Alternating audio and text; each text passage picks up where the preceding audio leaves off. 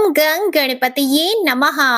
आज माघ मास के बुधवार को सुनिए बुधवार की पौराणिक कथाएं। साथ में सुनेंगे धन समृद्धि प्रदान करने वाली, बरकत देने वाली माता अन्नपूर्णा की कथा। तो इन सभी कथाओं को श्रद्धा और भक्ति के साथ आप पूरा अवश्य सुनिएगा। प्रेम से बोलिए गणेश जी महाराज की जय हो। बहुत समय पहले की बात है। एक गांव में एक भाई बहन रहते थे। भाई बहुत गरीब था, पर उसकी बहन पैसे वाली थी। जब बहन के ननद का विवाह था, तब बहन ने ना तो अपने भाई को विवाह में आने का निमंत्रण दिया और ना ही कोई चिट्ठी भेजी।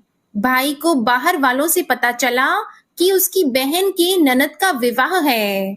भाई ने अपने गांव वालों को बताया।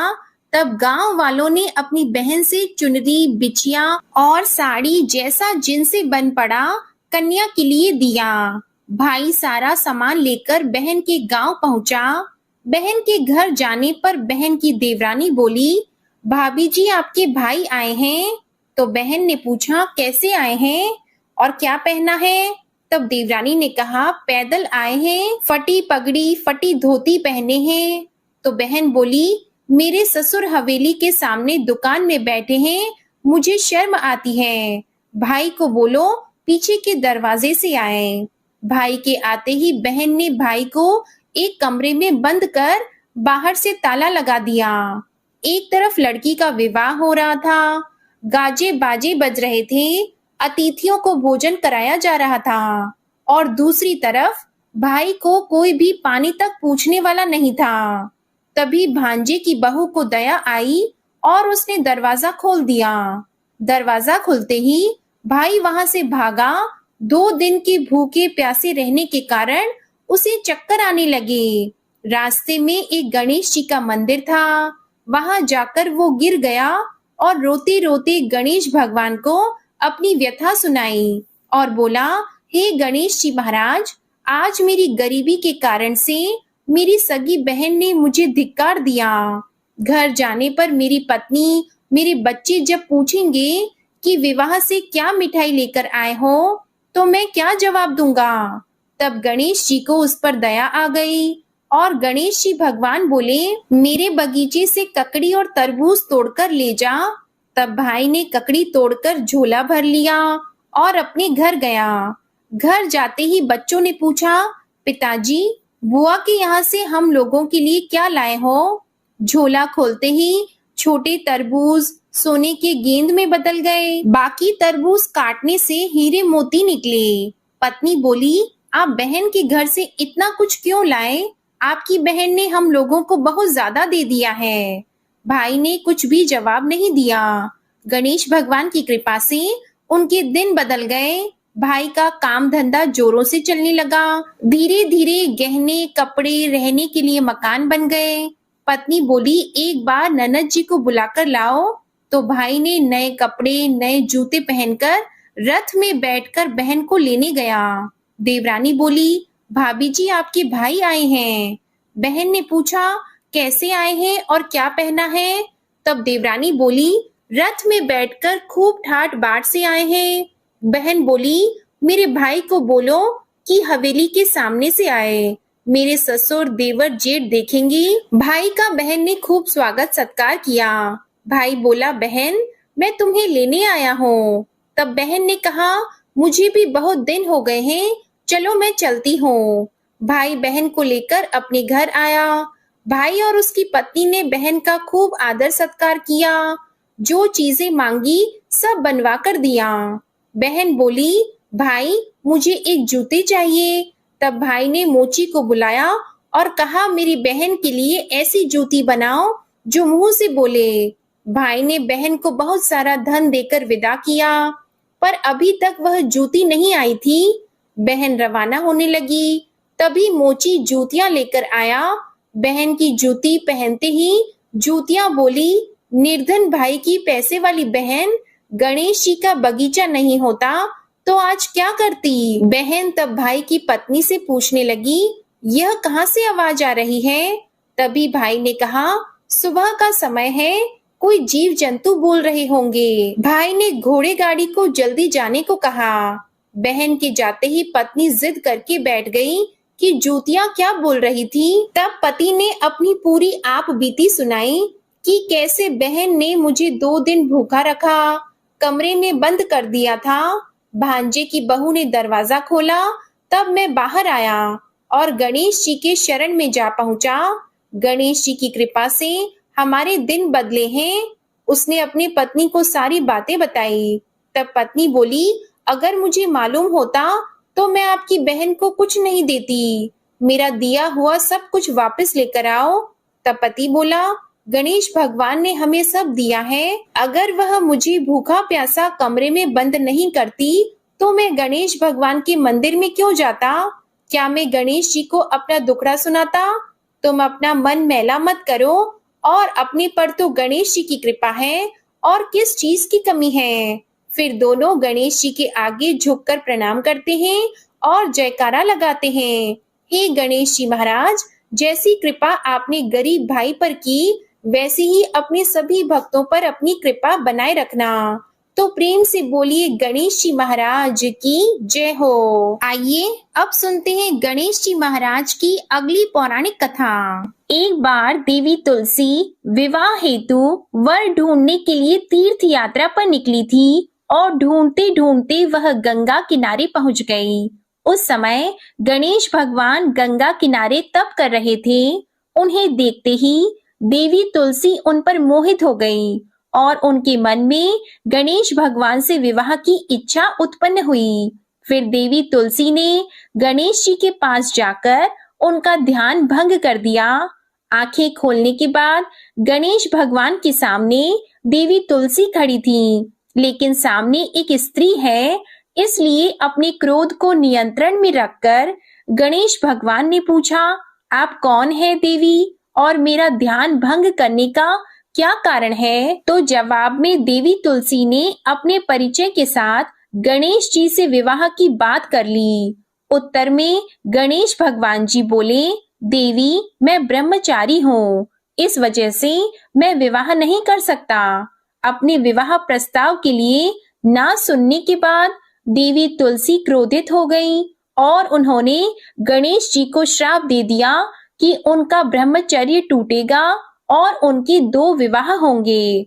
इस बात पर गणेश भगवान भयंकर क्रोधित हो उठे, क्योंकि एक तो वह स्त्री है, इसलिए ध्यान भंग करने पर भी गणेश जी ने कुछ नहीं कहा और इतनी विनम्रता से बात करने पर भी उन्हें श्राप दिया गया। फिर गणेश जी ने भी देवी तुलसी को श्राप दे दिया कि तुम्हारा विवाह शंखचूर्ण नाम के असुर के साथ होगा। एक देवी होकर भी उनका विवाह एक राक्षस से होगा। यह जानकर देवी तुलसी विचलित हो गई और विनायक जी से इस कठोर श्राप से मुक्ति दिलाने की क्षमा याचना करने लगी। फिर गणेश जी को तुलसी देवी पर दया आ गई। वे बोले कि मेरा श्राप तो बदल नहीं सकता, वह तो सच होकर ही रहेगा, लेकिन अगले जन्म में तुम एक पेड़ बनोगी और भगवान महाविष्णु जी को अत्यंत प्रिय होंगी। उनकी पूजा में भी तुम्हारा एक महत्वपूर्ण स्थान होगा और कलयुग के इंसानों को तुम मोक्ष का मार्ग दिखाओगी। लेकिन तुमने मेरा तप भंग किया है और मुझे ब्रह्मचारी होकर भी 2 विवाह का श्राप भी दिया है, इसलिए मेरी किसी भी प्रकार की पूजा में तुम निषिद्ध रहोगी। इस प्रकार देवी तुलसी गणेश भगवान की पूजा में निषिद्ध हो गई। प्रेम से बोलिए गणेश भगवान की जय। आइए सुनते हैं गणेश जी के विवाह की कथा। भगवान गणेश का मुख हाथी का है और एक दांत भी टूटा हुआ है। इन्हीं 2 कारणों की वजह से उनका विवाह नहीं हो पा रहा था। इस बात से गणेश जी महाराज अक्सर नाराज रहा करते थे। एक दिन एक देवता के आग्रह पर विनायक जी उसके विवाह में अपनी उपस्थिति दर्शाने गए। विवाह स्थल पर पहुंचने के बाद कुछ देवताओं ने मिलकर गणेश भगवान का समय पर विवाह न होने के कारण उपहास किया, जिससे गणेश जी बहुत ही अधिक नाराज हो गए। उसी दिन उन्होंने ठान लिया कि जब तक मेरा विवाह नहीं होता तब तक मैं किसी भी देवता का विवाह नहीं होने दूंगा। गणेश भगवान के पास विवाह और अन्य संदेश लाने का काम उनके प्रिय वाहन मूषक राज करते थे। अब मूषक राज जब भी किसी देवता के विवाह का समाचार लाते, तब गणेश जी उसे आदेश देते और मूषक राज अपनी सेना के साथ जाकर उस विवाह के मंडप को गिराकर तहस नहस कर देते और बारातियों को भी भगा देते। इस तरह गणेश जी और मूषक राज की मिली भगत की वजह से किसी भी देवता का विवाह नहीं हो पा रहा था। गणपति जी के व्यवहार से तंग आकर सभी देवी देवता भगवान शिव और माता पार्वती जी के पास पहुंच गए और इस विराट समस्या का समाधान मांगने लगे। भगवान शिव और माता पार्वती ने कहा कि इसका हल तो आपको केवल ब्रह्मदेव जी के पास ही मिल सकता है। कृपया करके आप ब्रह्मलोक को जाएं। तब माता पार्वती और महादेव जी को प्रणाम करके सभी देवी देवता ब्रह्मा जी के पास प्रकट हुए। देवताओं की समस्या को ठीक से सुनने के बाद ब्रह्मा जी ने अपनी योग शक्ति से 2 कन्याओं का निर्माण किया। कन्याओं का नाम था रिद्धि और सिद्धि। वह दोनों ब्रह्मा जी की मानस पुत्रियां थीं। उन्हें लेकर ब्रह्मा जी गणेश महाराज के पास गए और उनसे अपनी पुत्रियों को ज्ञान एवं शिक्षा प्रदान करने का निवेदन करने लगे। ब्रह्मा जी का मान रखने के लिए एकदंत भगवान ने रिद्धि और सिद्धि को शिक्षा देना आरंभ किया। फिर उस दिन के बाद से जब भी मूषक राज किसी विवाह की खबर लेकर आते हैं, उस वक्त रिद्धि और सिद्धि गणेश जी को अपनी बातों में उलझा कर रखती थीं। इस तरह गणेश जी का ध्यान किसी और विषय पर रहता और दूसरी तरफ देवताओं का विवाह संपन्न हो जाता। एक दिन बुद्धि के देवता भगवान गणेश जी को यह बात समझ आ गई, लेकिन उनके क्रोध में आने से पहले ही ब्रह्मदेव अपनी दोनों पुत्रियों के साथ वहां पर प्रकट हो गए। रिद्धि और सिद्धि को सामने देखते ही गणेश जी का क्रोध बढ़ने लगा, किंतु विनायक जी के मुख से कोई भी शब्द निकलने के पहले ही भगवान ब्रह्मदेव ने कहा, हे गणेश जी, आपने स्वयं ही मेरी पुत्रियों को शिक्षा दी है और अब मुझे इन दोनों के विवाह योग्य कोई वर नहीं मिल रहा। मेरी आपसे विनती है कि आप ही रिद्धि और सिद्धि से विवाह करके मुझे धन्य कीजिए। परमपिता ब्रह्मदेव जी की शांत वाणी को सुनकर गणेश जी का क्रोध शांत हो गया और वे उस विवाह प्रस्ताव के लिए हंसी खुशी राजी हो गए। विवाह के बाद अपनी दोनों पत्नियों से उन्हें 2 पुत्र प्राप्त हुए, जिनका नाम रखा गया शुभ और लाभ। तो प्रेम से बोलिए भगवान गणेश जी की जय। आइए अब सुनते हैं गणेश जी की पूजा पाठ में सुनी जाने वाली पौराणिक कथा। एक गांव में एक सेठ और सेठानी रहते थे। वे बहुत ही धार्मिक प्रवृत्ति के थे और वे गणेश जी के अनन्य भक्त थे। वे दोनों बिना चूके हर बुधवार को गणेश जी का व्रत रखते थे और शाम को ब्राह्मणों को भोजन कराने के बाद अपना व्रत खोलते थे। सेठ जी का काफी बड़ा परिवार था। वे सब आपस में बड़े प्यार और भाईचारे से रहते थे, लेकिन सेठानी और सेठ की कोई संतान नहीं थी। इस विषय पर परिवार और गांव के लोग आपस में बहुत बातें किया करते थे। सभी लोग सेठानी को बांझ बुलाते थे। ये सभी बातें सुनकर सेठ और सेठानी बहुत दुखी होते थे। एक बुधवार के दिन सेठ और सेठानी भगवान गणेश जी की पूजा संपन्न करा के मंदिर से बाहर आ रहे थे। तभी उन्हें सीढ़ियों पर एक छोटा सा बच्चा अकेले बैठा हुआ दिखा। बालक को देखते ही दोनों उसके पास गए और पूछा कि तुम्हारे माता पिता कहाँ हैं? लेकिन बच्चे ने अभी तक ठीक से बोलना नहीं सीखा था, इसलिए वह बोल ही नहीं पाया। पर दोनों सेठ और सेठानी बच्चे के पास शाम तक बैठे रहे। तब तक पंडित जी और सेठ जी और उनके नौकरों ने आसपास जाकर बच्चे के माता पिता को खोजने की कोशिश की, लेकिन उन्हें बच्चे के माता पिता या बच्चे खोने की कोई खबर ही ना मिली। फिर पंडित जी ने सेठ और सेठानी को वह बच्चा अपने घर ले जाने के लिए कह दिया। साथ में ये भी कहा कि अगर बच्चे के माता पिता यहाँ पर आते हैं तो मैं स्वयं उन्हें आपके पास ले आऊंगा। तब सेठ और सेठानी की खुशी का ठिकाना नहीं रहा। वे दोनों खुशी खुशी उस नन्हे बालक को अपने साथ घर लेके गए। सेठानी ने बच्चे का नाम अपने आराध्य भगवान श्री गणेश जी के नाम पर गणेश रख दिया और बड़े ही प्यार और दुलार से उसका पालन और पोषण करने लगे। कुछ दिनों के बाद उसी गांव में एक ठग पति पत्नी आए। उनका इरादा गांव के सबसे अमीर आदमी को ठगने का था। वे दोनों ठग गणेश मंदिर की सीढ़ियों पर बैठकर सोच विचार कर रहे थे। तभी वहां पर पंडित जी आ गए और गांव में अनजान लोगों के दिखते ही उनसे पूछा कि क्या आपका बच्चा खो गया है। दोनों चोरी चकारी के लिए बहाना ढूंढ रहे थे, इसलिए उन दोनों ने तुरंत ही हाँ कह दिया। तब पंडित जी ने कहा कि चिंता की कोई बात नहीं है, आपका बच्चा एक सेठ जी के घर पर पल रहा है। पंडित जी उन दोनों ठग को सेठ जी के घर पर ले गए। गणेश के माता पिता आ गए हैं, यह खबर सुनकर सेठ और सेठानी बहुत दुखी हुए। सेठ जी ने उन दोनों पति और पत्नी को एक रात के लिए अपने अतिथि गृह में ठहराया। अब वह दोनों ठग सिर्फ मौके की फिराक में ही थे। उसी रात सभी लोग सो जाने के बाद वे ठग एक एक करके सभी कमरों की तलाशी करने लगे। फिर वे दोनों तिजोरी वाले कमरे में पहुंच गए। छानबीन के वक्त होने वाली छोटी मोटी आवाजों से सेठ जी का एक नौकर जग गया और आवाज की दिशा में तिजोरी वाले कमरे के नजदीक आ गया। उसने चुपके से अंदर जब झांक कर देखा तो दोनों ही मेहमान कीमती सामान चुरा रहे थे।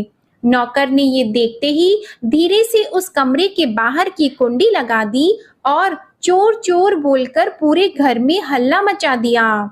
शोरगुल की आवाज सुनते ही घर के सभी लोग इकट्ठा हो गए। तब सेठ जी ने उन दोनों चोर पति पत्नी को कमरे से बाहर निकाला और सुबह ही पंचायत में हाजिर कर दिया। सेठ जी ने सरपंच जी को पूरा मसला बताया और कहा कि ये दोनों तो चोर हैं, अब हम पुत्र गणेश को इन दोनों को नहीं देंगे। लेकिन वे दोनों ठग पति पत्नी अपनी जिद पर ही अड़ गए और बच्चे को ले जाने की जिद करने लगे।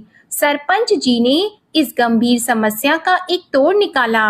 उन्होंने सेठानी और दूसरी औरत को गणेश जी के सामने खड़ा कर दिया और कहा, जिसके भी आंचल से दूध की धार गणेश के मुंह में जाएगी, वह बालक गणेश उसके पास ही रहेगा। फिर वे दोनों अपने अपने आंचल मुंह के सामने फैलाकर खड़ी हो गई। सेठानी जी मन ही मन भगवान गणेश के नाम का जप कर रही थी। देखते ही देखते गणेश भगवान की कृपा से सेठानी की आंचल से दूध की एक धार गणेश जी के मुंह में गिरी और इस तरह बालक गणेश सेठ और सेठानी के साथ हमेशा के लिए रहने लगा। बोलिए गणेश जी भगवान की जय। अब आप सुनिए भगवान गणेश की ये दूसरी कथा। बहुत समय पहले की बात है। एक दिन गणेश जी धरती पर सैर कर रहे थे। सैर करते करते वे एक अनाज के खेत में पहुंच गए और भूख लगने के कारण उन्होंने उस खेत में से अनाज के दाने तोड़कर खा लिए। वह खेत सेठ धनीराम जी का था। कुछ समय बाद गणेश जी को अपने किए पर पछतावा होने लगा, क्योंकि उन्होंने सेठ जी को बिना पूछे ही उस खेत से अनाज चुरा लिया था। फिर गणेश जी ने सोचा कि अपने किए बुरे कर्म का प्रायश्चित तो करना ही पड़ेगा, इसलिए उन्होंने सेठ जी के यहाँ 12 साल के लिए नौकरी करने की ठान ली। उसके बाद अगले दिन सुबह विनायक जी एक 13-14 साल के एक लड़के के रूप में नौकरी मांगने के लिए धनीराम सेठ जी के घर पहुंच गए और उन्होंने सेठ जी को अपना नाम गणेश बताया। विनायक भगवान की बुद्धिमानी की परीक्षा लेने के बाद सेठ जी ने खुशी खुशी उसे नौकरी दे दी। अब गणेश भगवान एक सामान्य मानव के रूप में सेठ जी के घर पर ही रहने लगे। एक दिन सेठ जी की पत्नी शाम के समय घर का काम खत्म करने के बाद राख से हाथ धोने जा रही थी। यह देखकर गणेश जी ने सेठानी जी के हाथ पकड़कर जबरदस्ती मिट्टी से हाथ धुलवा दिए। गणेश जी की इस हरकत से सेठानी जी बहुत गुस्सा हुई और उन्होंने सेठ जी के कमरे में जाकर गणेश की शिकायत कर दी। सेठानी की सब बातें सुनने के बाद सेठ धनीराम ने गणेश को बुलाया और इस हरकत का कारण पूछा। तब गणेश जी बोले कि सेठानी शाम के समय राख से हाथ धो रही थी और ऐसा करने से घर की लक्ष्मी नाराज होती है, इसलिए मैंने उनके हाथ मिट्टी से धुलवा दिए। इससे घर पर माता लक्ष्मी की कृपा बनी रहेगी। यह सब सुनकर सेठ जी ने सोचा कि गणेश जी की सोच तो बहुत अच्छी है। इसके कुछ दिनों के बाद कुंभ मेले का शुभ अवसर आया। तब सेठ जी ने गणेश को बुलाया और कहा कि सेठानी जी को कुंभ मेले में स्नान करा लाओ। तब सेठानी और गणेश स्नान के लिए मेले में पहुंचे। वहां पहुंचने के बाद सेठानी जी नदी के किनारे बैठकर नहाने लगी। उन्हें ऐसा करते देखकर गणेश दौड़कर आए और सेठानी जी के दोनों हाथ पकड़कर उन्हें नदी के अंदर लेकर गए, उनसे पानी में डुबकी लगवाई और फिर किनारे पर ले आए।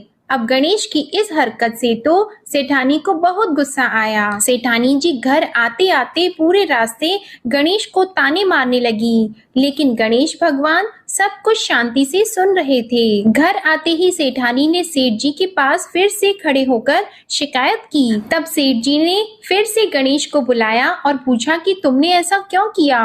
गणेश जी बोले, सेठ जी सेठानी जी नदी के किनारे बैठकर गंदे पानी से नहा रही थी, तो मैंने उन्हें नदी में ले जाकर साफ पानी में डुबकी लगवाई। ऐसा करने से उन्हें अगले जन्म में बहुत बड़ा राजपाट और वैभव मिलेगा। सेठ जी ने सोचा कि गणेश के विचार तो बहुत अच्छे हैं, मेरे परिवार का भला सोचता है। कुछ दिनों के बाद सेठ जी के घर पर पूजा थी। पंडित जी आने के बाद में सेठ जी ने गणेश से कहा, जाओ और सेठानी को बुलाकर लाओ। सेठ जी के आज्ञा के अनुसार गणेश जी सेठानी को बुलाने गए। उस वक्त सेठानी काली चुन्नी ओढ़कर कमरे से बाहर आ रही थी। वह देखते ही गणेश जी वह काली चुन्नी उतारकर फाड़ दिए और कहा कि पूजा के लिए लाल रंग की चुन्नी ओढ़कर आओ। अब सेठानी जी गणेश जी पर बहुत नाराज हुई और उन पर चिल्लाने लगी। इस आवाज को सुनकर सेठ जी वहां पर भागते हुए आए और पूछा कि क्या हुआ। तब सेठानी ने बोला कि गणेश ने मेरी चुन्नी फाड़ दी। फिर सेठ जी ने भी गणेश को बहुत डांटा। जवाब में गणेश जी ने कहा कि सेठ जी पूजा में कभी भी काला वस्त्र नहीं पहनते, इससे शुभ काम सफल नहीं होते, इसलिए मैंने ऐसा किया। सेठ जी ने सोचा कि गणेश तो बहुत समझदार है। इसी तरह लीला रचाते हुए उसी घर में गणेश जी के 12 साल बीत गए। फिर एक दिन सेठ जी ने नया कारोबार शुरू करने से पहले घर में पूजा रखी थी। पूजा करते करते सेठ जी को याद आया कि पूजा की सामग्री में गणेश भगवान की मूर्ति तो है ही नहीं। तब उन्होंने अपने नौकर गणेश को पूजा घर से भगवान विनायक जी की मूर्ति लाने के लिए कहा। तब गणेश बोला कि मुझे ही मूर्ति समझकर आप पूजा में विराजमान कीजिए, आपके सारे शुभ काम सफल हो जाएंगे। इस बात को सुनकर सेठ जी को गुस्सा आया और वे बोले, गणेश तुम अब तक सेठानी से मजाक करते थे, अब मुझसे भी करने लगे हो। तब उत्तर में गणेश जी ने मुस्कुराते हुए सेठ जी से कहा कि मैं मजाक नहीं कर रहा, मैं सत्य कह रहा हूँ। इतना कहने के बाद नौकर गणेश ने अपना असली भगवान स्वरूप धारण कर लिया। साक्षात भगवान श्री गणेश को सामने देखते ही सेठ और सेठानी उनके चरणों में लीन हो गए और उन्होंने अपनी पूजा संपन्न की। इसके बाद गणेश जी देखते ही देखते अंतर ध्यान हो गए। बाद में सेठ और सेठानी को बहुत पछतावा होने लगा कि स्वयं भगवान हमारे घर नौकरी कर रहे थे और हमने उनके साथ कितना बुरा व्यवहार किया, उनसे बहुत सारा काम कराया। ये सोच सोचकर दोनों दुखी रहने लगे। फिर उसी रात सेठ और सेठानी के सपने में भगवान गणेश प्रकट हुए और उन्हें समझाया कि मैंने 12 साल पहले तुम्हारे खेत से अनाज के दाने बिना पूछे तोड़ लिए थे और उसी कर्म का दोष दूर करने के लिए मैं 12 साल से तुम्हारे घर नौकरी किया। धनीराम सेठ जी के जीवन की काया पलट हो गई। गणेश जी जैसी माया आपने धनीराम सेठ जी पर की, वैसी ही माया इस कहानी को पढ़ने वाले, सुनने वाले और हर एक व्यक्ति पर करना। कथा अधूरी हो तो इसे पूरी करना और हमसे कोई गलती हुई हो तो उसे क्षमा करना। प्रेम से बोलिए भगवान गणपति जी की जय। आइए अब सुनते हैं धन समृद्धि प्रदान करने वाली, घर में बरकत लाने वाली माता अन्नपूर्णा की बड़ी ही दुर्लभ कथा। इस कथा को श्रद्धा और भक्ति के साथ पूरा अवश्य सुनिए। प्राचीन काल की बात है, पुरुषोत्तमपुर नामक गांव में एक बहुत धर्मात्मा सेठ जी रहा करते थे। उनके 5 पुत्र और एक सबसे छोटी पुत्री थी। उसका नाम गौरी था। सेठ जी का भरा पूरा परिवार था। सेठ जी ने अपने सभी 5 पुत्रों का विवाह कर दिया था और जब छोटी बेटी गौरी विवाह के योग्य हुई तो उन्होंने उसका विवाह एक दूसरे नगर के अपने ही समान धनी परिवार में कर दिया। अब सेठ जी की पुत्री गौरी दुल्हन बनकर जिस घर में गई, वहां उसका पति अपने माता पिता का इकलौता पुत्र था। अब गौरी बड़ी ही प्रसन्नता पूर्वक अपने ससुराल में रहने लगी। गौरी बड़ी ही सदाचार, गुणवान तथा रूपवती थी। एक दिन की बात है, जब 1.25 महीना हो गया, तब सास ने गौरी को रसोई संभालने के लिए दे दिया। रसोई की सारी बातें समझा दी। गौरी अपनी सासू माँ के पांव छूकर रसोई में प्रवेश करती है। तब सास ने कहा, बहू, रोज सुबह जल्दी उठकर पूजा पाठ करके रसोई में प्रवेश करना, फिर खाना बनाना। रोटी बनाते समय पहली रोटी गाय को और अंतिम रोटी कुत्ते की बनाना मत भूलना। इस प्रकार सास ने गौरी को सब कुछ समझा दिया। गौरी 4 लोगों के लिए खाना बनाती है और खाना बनाकर अपने पूरे परिवार को खिलाती है। जब अंत में खुद खाने के लिए बैठती है, तब वह देखती है कि उसके लिए तो रोटी बची ही नहीं। वह चावल, दाल और सब्जी खाकर पानी पी लेती है। अब जब शाम होती है, तब गौरी ने सुबह से ज्यादा आटा लगाया और रोटी सब्जी बनाकर रख दी। जब रात्रि में सब लोग खा लेते हैं, तो फिर से जब गौरी खाने के लिए बैठी, रोटी का डब्बा खोलती है तो उसमें एक भी रोटी नहीं थी। यह देखकर उसे बड़ा ही आश्चर्य होता है कि उसने तो सुबह से भी ज्यादा आटा लगाया था, लेकिन रोटियां बची ही नहीं। अब वह सिर्फ सब्जी खाकर पानी पीकर सो जाती है। अगले दिन फिर उसने कल से 2 गुना ज्यादा आटा लगाया और रोटियां बनाई, लेकिन फिर से उसे रोटी नहीं मिली। सभी रोटियां खत्म हो गई थी। अब उस दिन भी आधे पेट खाना खाकर ही उसे रहना पड़ा। इसी प्रकार गौरी चाहे जितना भी आटा लगाती, रोटियां उसे नहीं मिलती। यह हर रोज का काम हो गया था।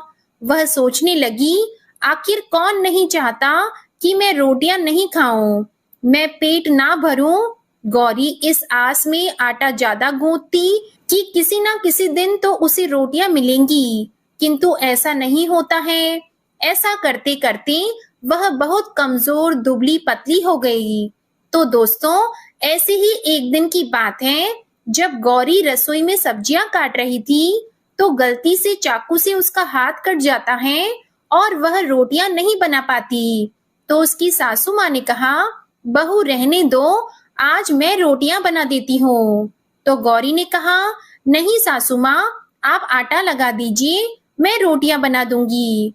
तो दोस्तों, उस दिन सासू माँ ने आटा लगाया और फिर बहू को दिया।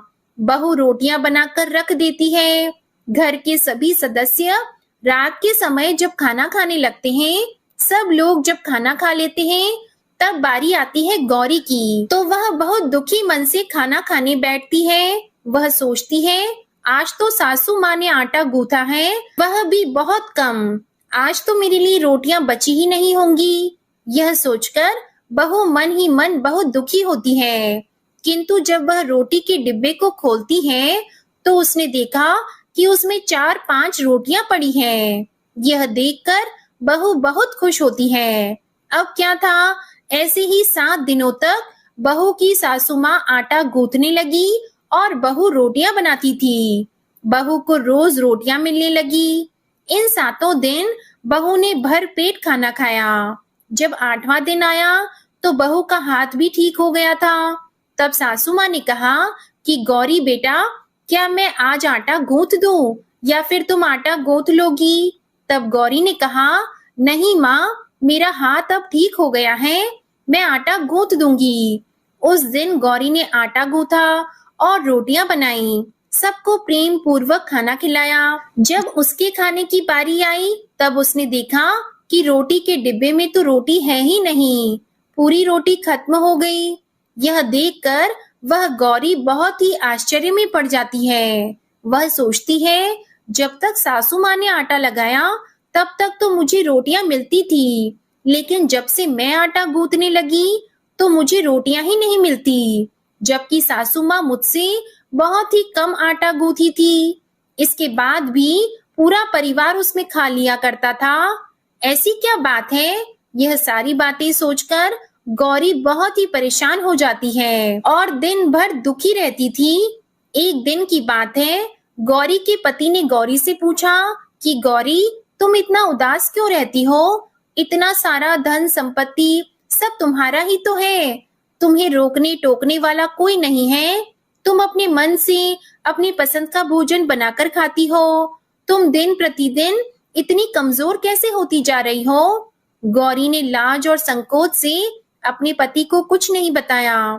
तब उसके पति ने सोचा कि शायद उसकी पत्नी को उसके माता पिता की याद आ रही है, इसलिए अगले दिन गौरी का पति अपने माता पिता से कहता है कि पिताजी, मुझे लगता है कि गौरी को उसके माता पिता की याद आ रही है, मैं उसे उसके मायके ले जाकर सबसे मिलवा लाता हूँ।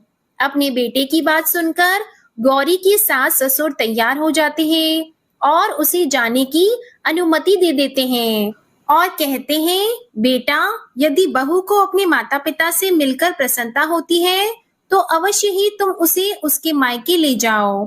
अब गौरी का पति अपनी पत्नी को लेकर उसके मायके जाता है। दामाद और बेटी को देखकर उनका बहुत ही आव भगत होता है।